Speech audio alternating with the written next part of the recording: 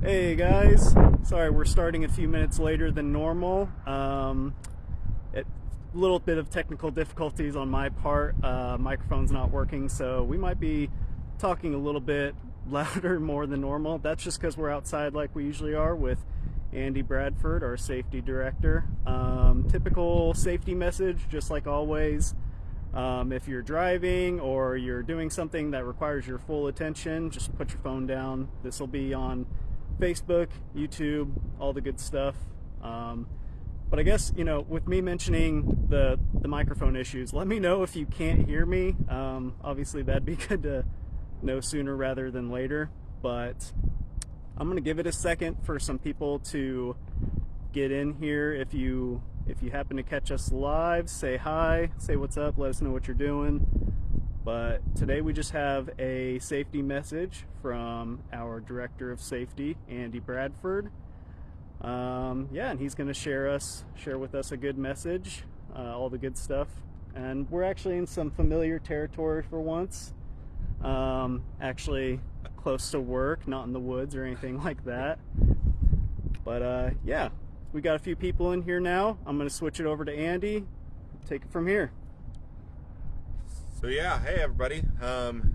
It's been a little while since I've been on with you, so we thought we'd hop on, do a few little safety tips, safety messages, talk about some things going on right now in the industry. One of the big things is man, we've had some crazy weather here recently. We were planning on doing this Facebook Live last Friday. But if you were in the central region, you know that we got a really heavy storm that rolled through here, and it made it unsafe for Chase and some other folks to make it into the office. So it made better sense to everybody stay safe at home, get the work done, and reschedule that. So there's crazy enough, there's still some of that snow still hanging around here. So that's kind of crazy that it's still here, but you also notice I'm out here in a t-shirt, and that's not just because I'm a tough guy. It's 54 degrees here in Joplin, Missouri, so that's just some crazy weather going on. I believe we've got 8 degrees coming to us on Sunday, Monday, so we've got some crazy weather patterns and stuff going on, which kind of let us know, and it hit us right here in the face on last Thursday night, Friday morning, that hey, winter's here. It's been in the rest of the North America, Canada, that kind of stuff for a while now, and we finally got our first bout of it last week. So it is full-on winter for us. I believe even Texas got some snow and ice, so it's all over the place, right? So winter driving is one we're going to talk about. We did a lot. We did our modulars, our training modulars for continual training a few months ago on winter driving, winter preparedness.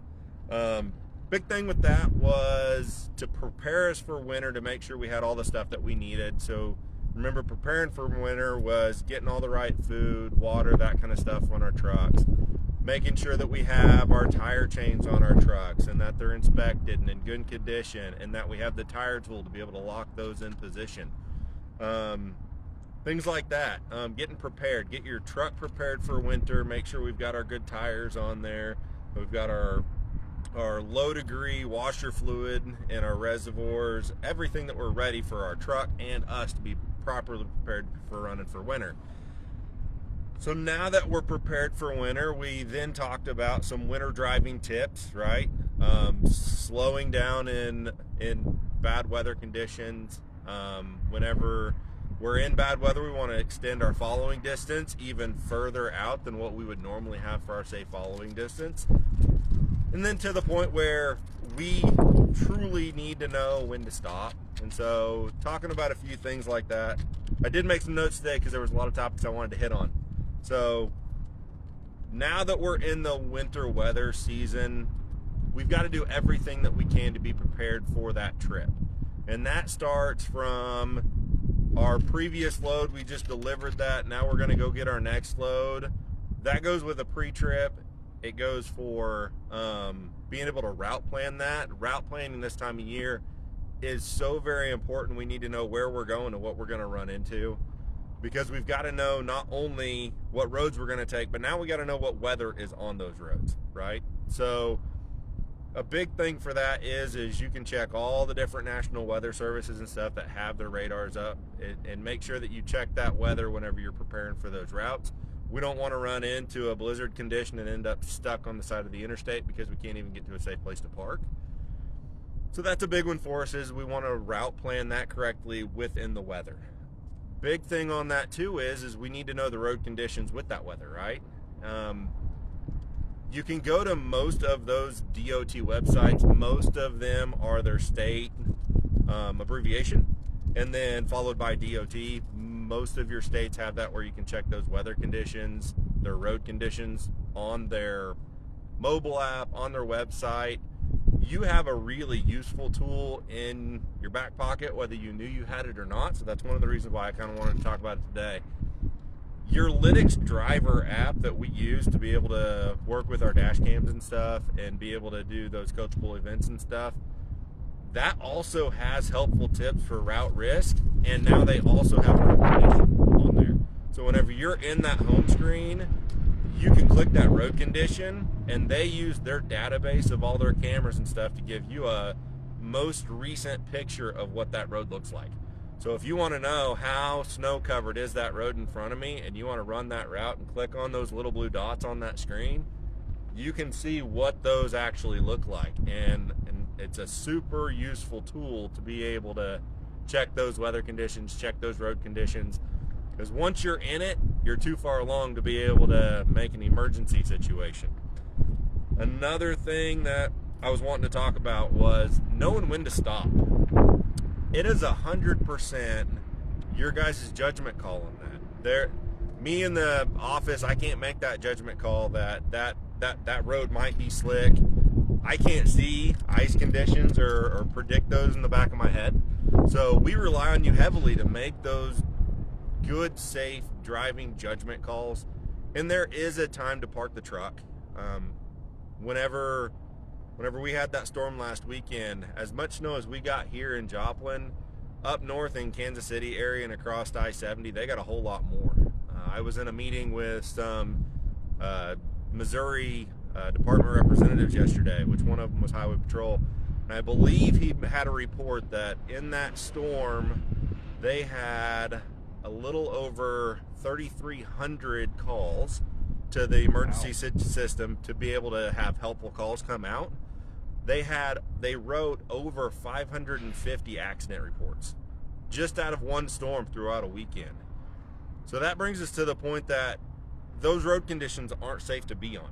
That's a park it situation, and you can kind of see that. We all saw it in the news. It popped up on the news channels, on Facebook. It was on all the social medias. You could see it out there.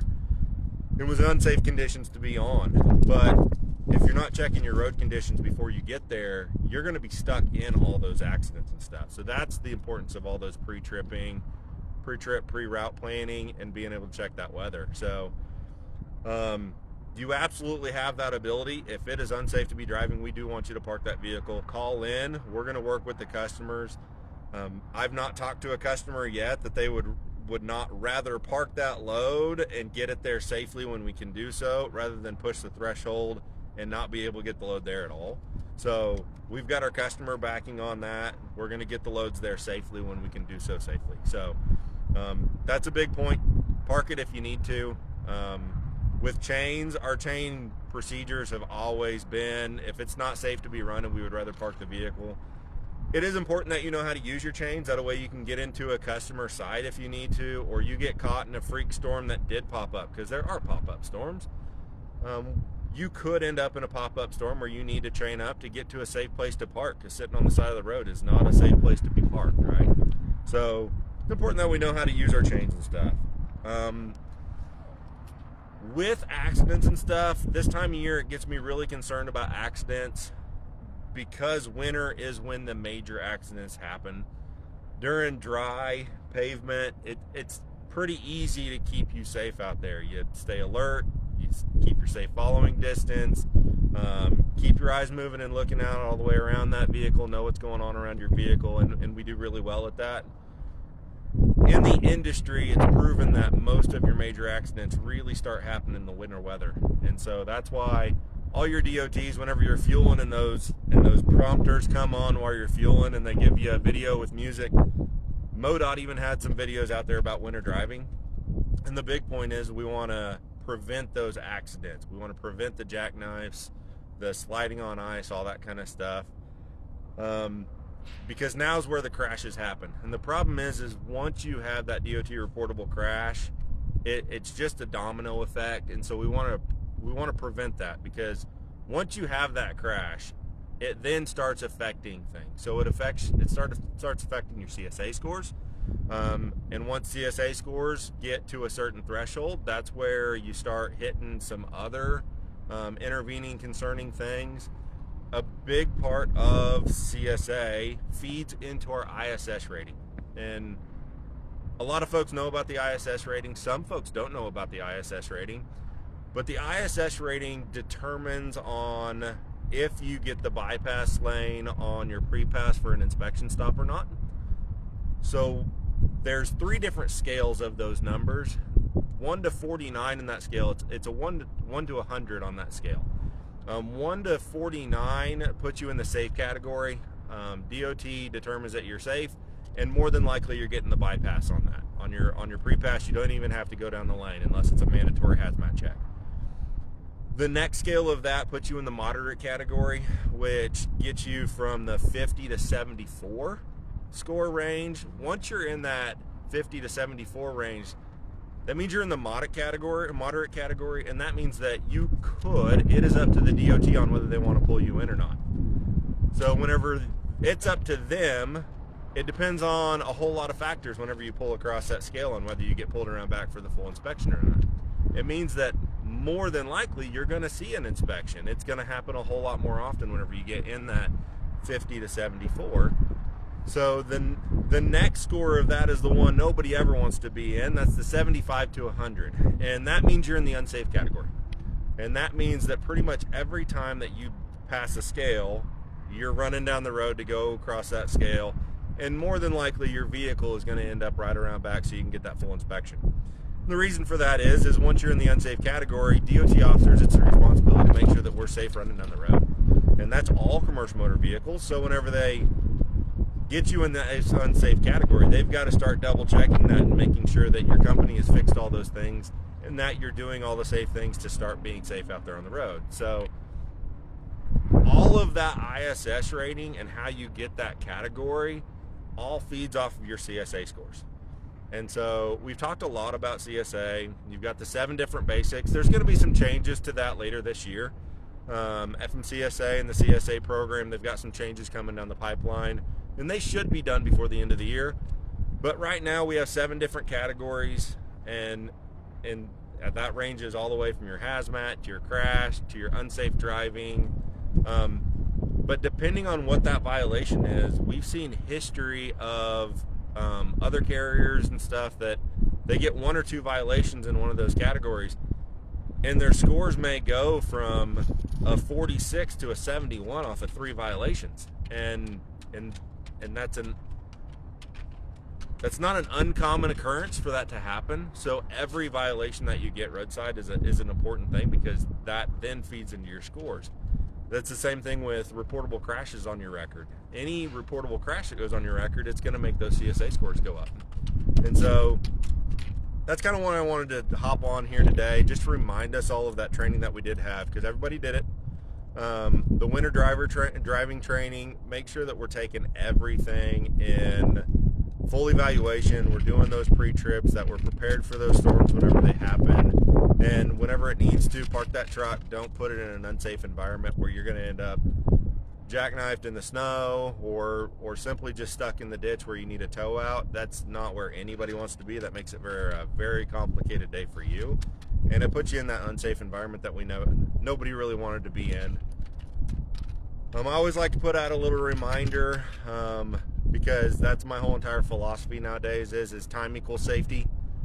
Make sure you're taking the time to do your pre-trip. Make sure you're taking the time to do your route planning, your weather checks. Take the time to buckle that seatbelt. Take the time to use those bunk restraints. Take the time to following distance. Make sure you take the time to stop at those stop signs. Follow those speed limits. That's the big thing is make sure you're taking the time to do everything you need to do. keep your eyes open for any of those roadside signs. If you see a roadside sign, especially watch out for those flashing lights for those DOT inspections. We've seen an uptick in the industry of bypass scale houses. So make sure you're keeping your eyes on a swivel for all those inspection station lights flashing, because you don't want to bypass one of those whenever you didn't get your green light. But absolutely take the time to be safe. I thank you again. I am always appreciative of everything that you guys do out there in these winter months. My kids love to play in that white stuff behind me. I never enjoy driving in that, so I appreciate the fact that you guys run all 12 months out of the year and that you run through that weather stuff behind me. But I thank you for everything that you do every single day, and as always, take the time to be safe. Thanks, guys.